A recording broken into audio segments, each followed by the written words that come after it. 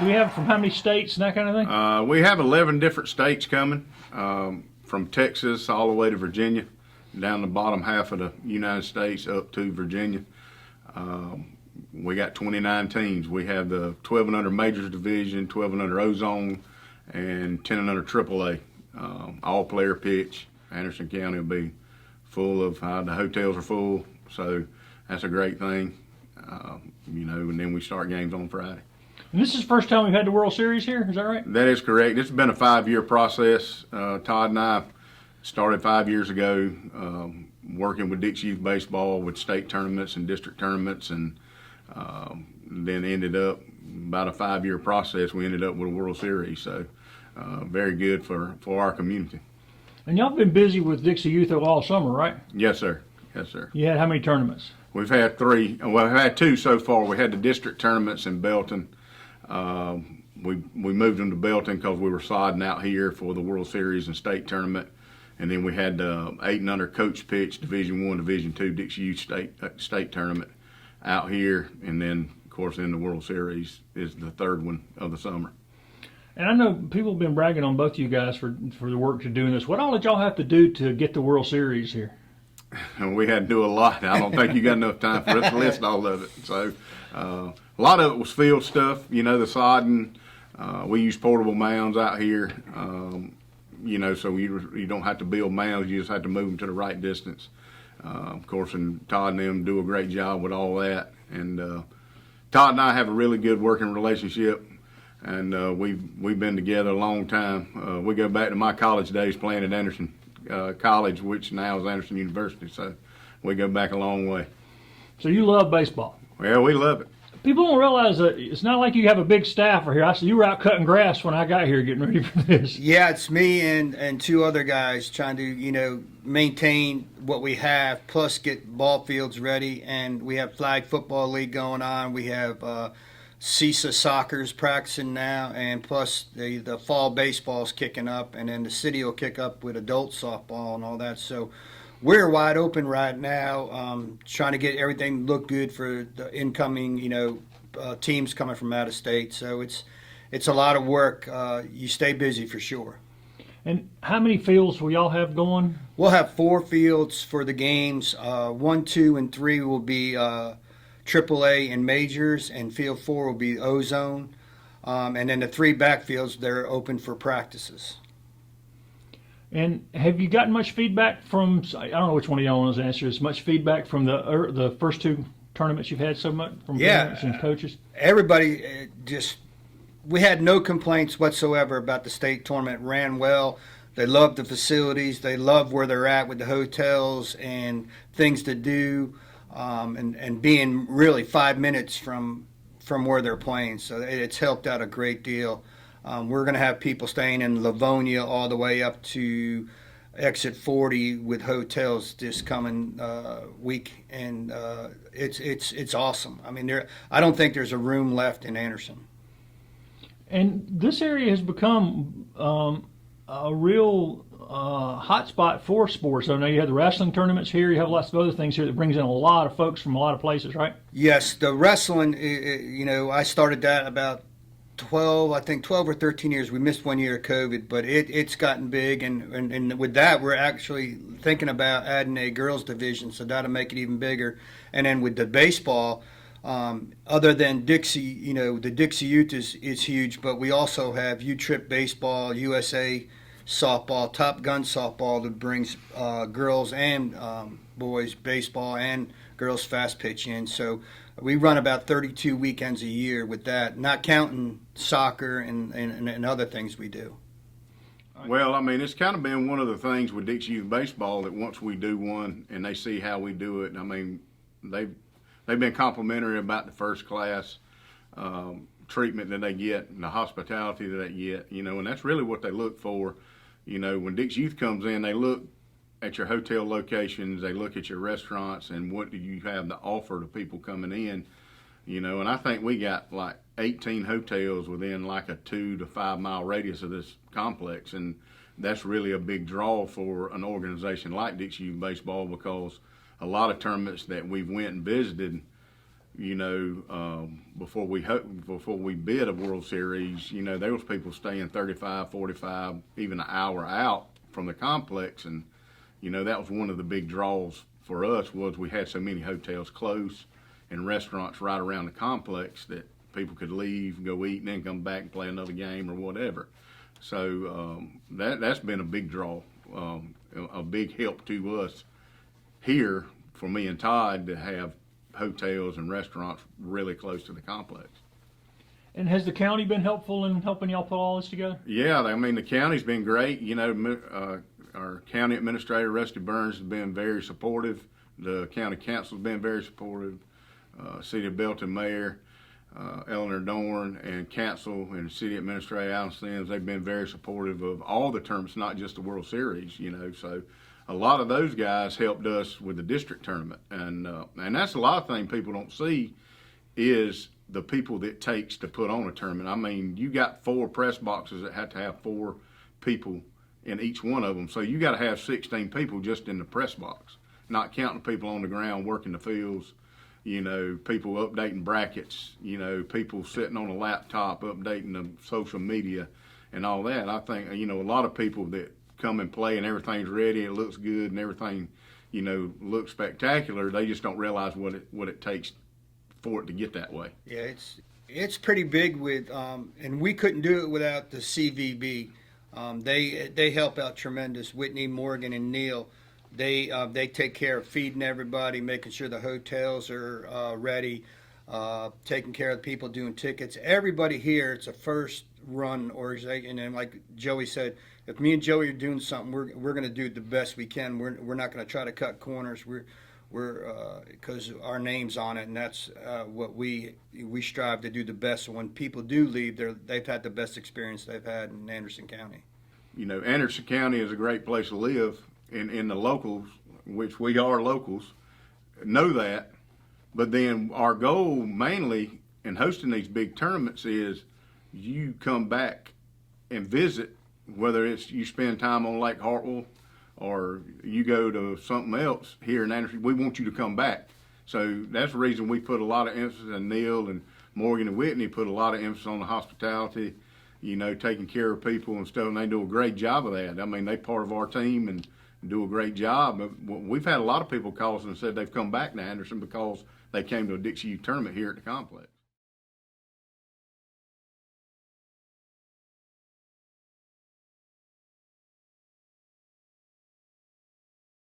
The month started with the relationship between Todd McCormick at the sports complex and Joey Lance, who serves as the Parks and Rec director for the city of Belton.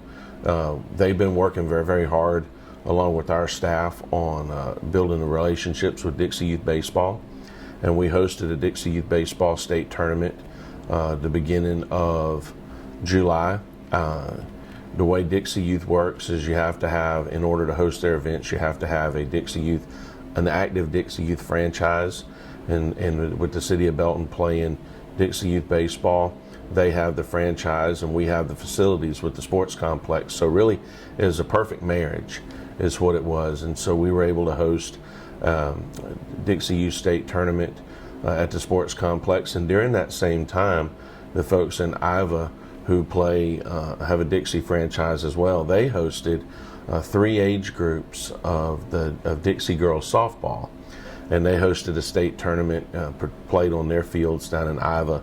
And so we had a tremendous beginning to the month of July. I think it was roughly 18 to 24 teams, and obviously made a tremendous impact here in the community. And I think it speaks really well to the folks in Iva at the job that they do, because they're in the hotel rooms down there. So all the folks that are participating in those tournaments are staying in hotels here in Anderson and driving out to Iva to compete. And they have a tremendous volunteer base and did a wonderful job hosting that tournament. And the Dixie Youth World Series is a big deal for Anderson. And tell people why that's such a big deal.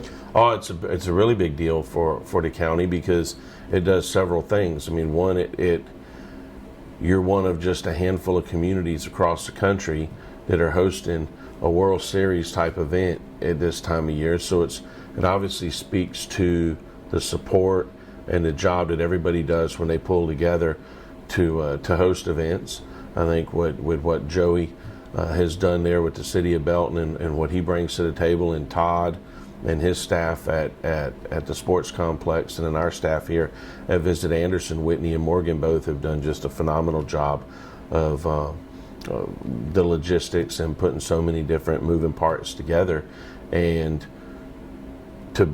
so when you have all that, and then you have an opportunity to host a World Series and bring 29 teams from 9 states to our county for a week, and you got to remember, only a few of those teams are going to be South Carolina based teams. You have your host teams, and you have your South Carolina state champions, but the rest of those teams are coming from the other states. So they're making an impact while they're here. They're staying in our hotels, they're eating in our restaurants, they're buying gas and all the other things that you buy. And when you're on a trip like this, and a lot of folks use this as their vacations, so they're going to get the full experience in our county for the time that they're here. How are all these events proven to be beneficial to the county as a whole? Well, they've done several things for us. So, in terms of marketing the county as a destination, I think sports tourism has shown that it's been a recession-proof element in tourism, because when folks won't line up in the car and take an actual family vacation in the course of a year, they'll travel for their children. And sports tourism has been something that we've watched across the country that has really shown itself to be really as recession-proof as any element in tourism can be. So for a community like ours to be able to bring in a state softball tournament, a state baseball tournament, even though the participants in those events were participants from inside the state of South Carolina, they still traveled to get here. And so, we know a tourist is defined as somebody that travels outside of 50 miles to experience your area. And so we had those folks came in, they get their rooms here, they stay here, they eat here, they buy gas here, they buy their miscellaneous items, whether it's little Johnny's got to have a new pair of cleats, or Susie's glove messed up and we got to have a new glove for, all of our local folks benefit in terms of an event like this when it comes to town. Plus, for us, one thing that we've kind of done across the board here at Visit Anderson is anytime we activate with someone, whether it's meeting the needs of a tournament contract, or we're working with folks, whether we're working with caterers, local restaurants, local businesses, we really try to go local in any and everything that we do. So, the golf carts that we use for our shuttles is a local company. The additional security and staffing that we use are local individuals. The company that we get our ice from is a local company. So we try to activate as much local as possible where we can, because we know it spreads the success even further across our community than just relying on just big box, as we call it. And coming in August, there's another big event coming. Oh gosh, yes. So as we wrap up our month of Dixie Youth Baseball and softball, we're hosting the Bassmaster High School National Championship, High School Fishing National Championship in August, the 11th through the 13th, and that'll bring another 300 boats in here to compete for that championship. You've got 2 anglers and a boat captain in each boat, so you're looking at upwards of 900 people on the lake for 3 days, and that's again another win for our community. This is, since we've been working and developing our relationships at Bass and with the other organizations, this is the first time that the High School Fishing National Championship for Bass has been held outside of the state of Tennessee. For a number of years it was held on Kentucky Lake out of Paris, Tennessee. Last year, Lake Chickamauga out of Dayton, Tennessee, kind of just north of Chattanooga.